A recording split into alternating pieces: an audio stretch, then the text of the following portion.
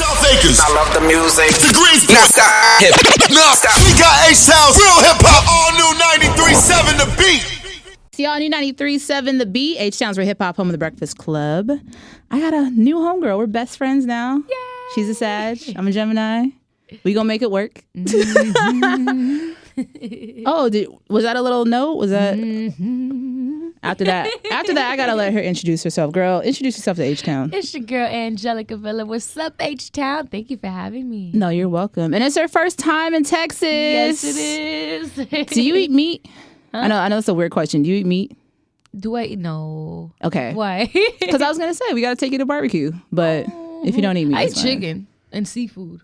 Okay. But I don't eat red meat or turkey or like none of that stuff. Okay. We could do some with the chicken. We can figure it out. But she's in H-Town, her first time. Welcome to the city. I'm excited to be here. I'm excited that I'm your first interview since the great news. She's our iHeartRadio on the Verge artist. I know, so excited. I'm so grateful for that. Yes. When I found out yesterday, I was like, you're lying. I was like, what? I started doing, I nearly did a backflip, and I don't know how to do a backflip. But she was going to try today. Yeah, I was going to try. I was going, oh, no, I know, Charlamagne calls it the stimulus package, but package. She gets, we're going to rock with her heavy with iHeartRadio, but what she doesn't know is she's going to have to do 500 million pages of drops at some point. That's my favorite part. That's my favorite part. Coming up here. So I don't know if it was last night, but one of the nights you're in Dallas. Yeah. And my homies, Little D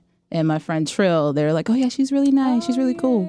So you got the cosign. So I agreed. Thank you. No, we're going to bring you through anyway. I was in Dallas 2 days ago. Yeah. Yeah, it was dope. It was so dope. The energy over there, everybody was lit. So what's your impression of Texas so far? Because you said it's your first time in traveling. Instantly. I mean, I wouldn't move here, but the reason why I wouldn't move here is because everything's so far. Exactly. Last night, girl, let me just. Nope, you don't know yet. Last night, I had to take an Uber to 7-Eleven at 3:30 o'clock in the morning. But my first impression was, oh my gosh, I love the heat. I love the people. The energy is amazing. I could stay here for a short period of time. No, I was like, you say that now. but y'all ain't experienced the Houston traffic yet. Did you guys run into it in Dallas? No. Or no? Okay. I mean, I was probably asleep if we did. No. Yo, you ain't experienced Houston yet. It is up there with I don't know, LA. I always wanted to come here though, because Beyonce. Oh, because Beyonce. Did you watch her documentary yet? Yes, I did. I finished it. Okay. Yes. Oh, yes, I finished it. So on my way to Texas, I watched the first half, and then last night I watched the second half, and I'm done. Meaning because I it's 2 hours, so I watched the first hour, then last night I watched the second hour. Yeah. So I realize that everyone hasn't seen it yet, so I try not to give out spoilers. But you mentioned that when you first sung for Fat Joe, that it was a Beyonce song. Yeah. So she's apparently an inspiration, right? Super. Have you met her? Yes, one time. Yeah. Did you at the Rock Nation brunch? Yeah. Okay. Oh my gosh, I was shook. Were you choked up? I was, but I didn't let it show. Yeah. But, I wanted okay, so I was trying to say you're so beautiful, bless you, you know. She said, bless you. You know, it's such a pleasure. God bless Beyonce. Exactly. and you know, it's such a pleasure to meet you. But I said, you're such a pleasure. Was she just yes, thank you. She was just nodding, thank you. Yeah. Thank you, you're so beautiful. I'm like, oh. Now I'm caught up at the fact that she's telling me that I'm beautiful and it's Beyonce telling me that. Yeah. I'm like, oh, but have you looked at yourself in the mirror? You the queen. That's a compliment that hits different when Beyonce tells you. I know. Oh Yeah. my God. Nah, it was amazing though. It was amazing. What have you, so before you met her, she was an inspiration to you. Yeah. What did you take away from her? How did that influence your career? Did you just watch her videos? So it was just watching her perform and seeing her act and do, she was just not stuck on one thing. She was open and, she was open-minded to trying different things out. And I feel like I guess I picked that up from her, or maybe I picked it up because my entire family, they hustlers, and they love to work. So I want to do like the acting, engineering, and producing. So basically, watching her made me open-minded. Okay. So to kind of like expand. Right, right. Like, and don't limit yourself. Yeah. Like, you could do anything as long as you put your mind to it. Yeah. I saw a picture you posted. You're like, I tried to do a beat in the car and it came out all right. It came out cute. Like doing your makeup in the car. Oh, yeah. This is actually, basically like a face beat part 2. Yeah. And then you were at BeautyCon too recently, that was right? fun. What did you do there? Did you perform? No, so I was just there like networking, meeting new people, different people, other artists. And yeah, I was getting some free stuff too. So the invite needs to come next time. But so obviously like girls are into makeup and whatever. Do you watch beauty gurus on YouTube? Yes. So like when I was young, I used to be, well, I'm still young. I'm still a baby. I'm still 20. Yeah. But when I was younger, I used to be heavy. Like I was in middle school, high school, just watching like how they did their makeup. I'm like, oh, I need to learn how to do this. Because before dip brow, I used to use eyeshadow for my brows. Oh, okay, yeah. And then just use concealer or foundation to, cover it up. But now I think I got better. There's still always room for improvement though. I know. When I be bored, I just be like, let me see how they contouring today. What else I need to buy. Exactly. But you have kind of like a history on YouTube because you used to do covers and everything, right? Yeah, I started when I was 10 years old doing covers on there. Girl, my mom would not even let me on a computer at 10 years old. But see, my mom, she didn't want me having social media, but she was cool with me, like, because my mom has always been supportive. But, like, when it came to like the Facebook and like having to create my fan pages and the Instagram, she wasn't too fond of it, but it's like she had to accept it because like my uncle, he's my manager, and shout out to Nate Sketchy. And yes, I love how he introduced himself too. And he like he manages me, so he was trying to push me, and he's actually one of the hottest promoters in New York City. So like his outlet was like all the DJs and the clubs and stuff like that. So that was like a big advantage for me. Yeah. And you are young because you're 20, right? Yeah. You'll be 21. So we ain't gonna drink until she turns 21. No drinking at all. No Red Bull. So she don't like drinking. So I don't like it. That's good, because I was gonna bring up that you being so young and you being where you are now. How was high school for you? Like, were you grinding? Were you in the studio and in class? I was or like grinding. What? But see, it was hard because like I felt like I wasn't taken seriously when it came to the craft. But I took it seriously. But it was just like trying to persuade other people. And then it got to the point where it was like, just stop trying to persuade other people into, I guess, trying to take you seriously and just do what you do. And then the world will adjust, Yeah. So I just blocked all the negativity because I got a lot of I guess backlash, especially in middle school because of the way I looked. Yeah. I used to get bullied. Like, because for the way you look? How? Yeah. Like, I mean, I didn't have no friends. Like a bad, like the mean girl type of thing? Like, not, like, I got, like, verbally bullied. Like, they didn't beat me up type stuff. Yeah. Like, go home. Nah, let them do that. That's a whole different side of the Bronx girl that comes out. But nah, like, they used to verbally, like, I guess, bully me. And I used to feel some type of way. I didn't really know how to defend myself until I was just... say something smart. Then when I got to high school, I had to keep it cool, calm, collected, because now I'm thinking in a business mindset. So it's like, I'm a brand, I'm this, I'm that, and I was thinking like that while everybody else was like, okay, she regular. But I always had that, like, I guess, career mindset. See, and that's, people will like break you down for it early, but if you had it that young, I wish I had it that young, because you go through all the like dumb stuff, like worried about things that don't matter, and then when you get older you're like, okay, whatever, I actually was on the right path, so forget y'all.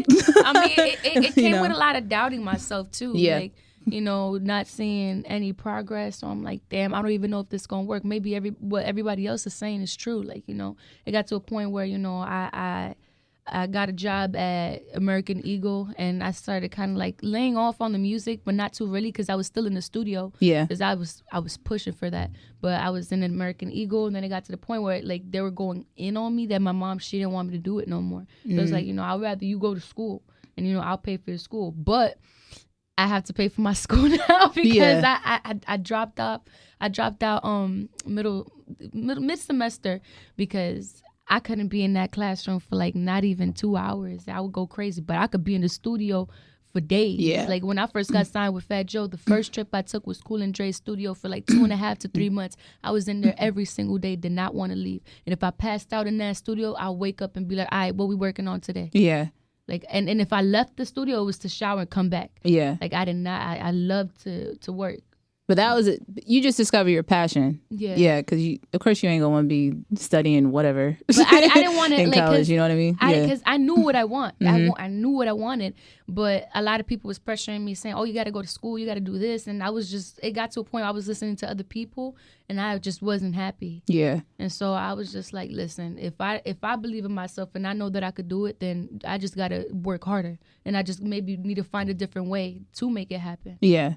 So, yeah. Listen, people your age need to listen to what she's saying right now. And I know part of it is just that New York hustle. Yeah. And another part is just faith and taking a jump. And God. Yeah, and God and all of that. But what is it about the Bronx? Like, the Bronx is like popping right now. Not that you guys always weren't. I don't hear nobody in the comments.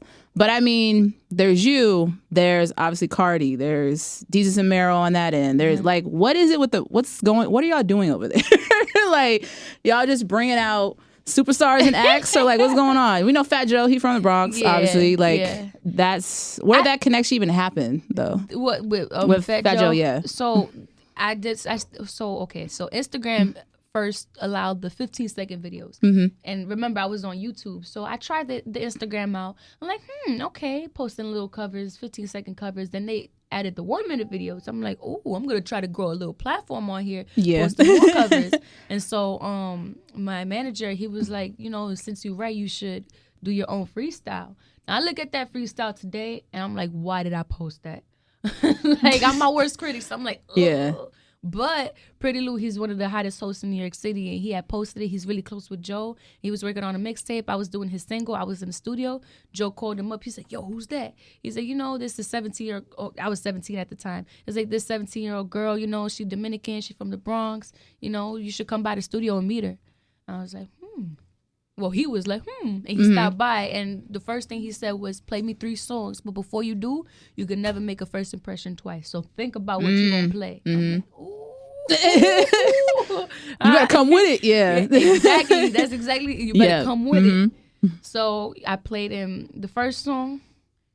He seemed, I played him the second one, and by the beginning of the third one, he was like, pause it, sing something right now. And I think I sang a Beyonce song, matter of fact. And then his wife, she was there, and he had ended up saying, like, when they left, his wife was like, yo, you got to sign that girl. Yeah. Yeah. So that's how that connection with Joe happened. Was he the first one to reach out to you, like about major label, like a major deal or something, or? Not really. No. Okay. No. But I mean, like when it was something about the vibe, and once he walked in, I knew like it was, because I'm big on energy. And I'm big. Girl, on, me too. I got crystals in my office. What do you mean? Yes. Yeah. My favorite is the Himalayan salt. Oh my god. Yeah, the lamp. No. No. I mean, they say that you can cleanse it with the sun. No, you can. Yeah. Yeah. But do Or you the have stage. jewelry? Like, because I have. I can like turn it into jewelry. Yeah. But nah. My sister, she had she turned one of her crystals and she tied something around it. Okay, and yeah. She wears it To wear it all around the night. neck, That's yeah. what I want for my my rose quartz. Oh yeah, for love. Yeah. You know what? We can go take a trip after this. Okay. Yes. But Fat Joe, was it just like obviously the Bronx? Like, what was it about his energy? He just seemed genuine, or what? He seemed. He I don't even know. It was just something I was like, because I was listening to, because I wouldn't just take anything. Yeah. That's just me. So I observe and I pay attention. It's just like, he was just like, he even had to drop any gems, but like he was schooling me. He was telling me like, you know, how the business is and, you know, what I got to do and like how, like what I need to work on and stuff like that.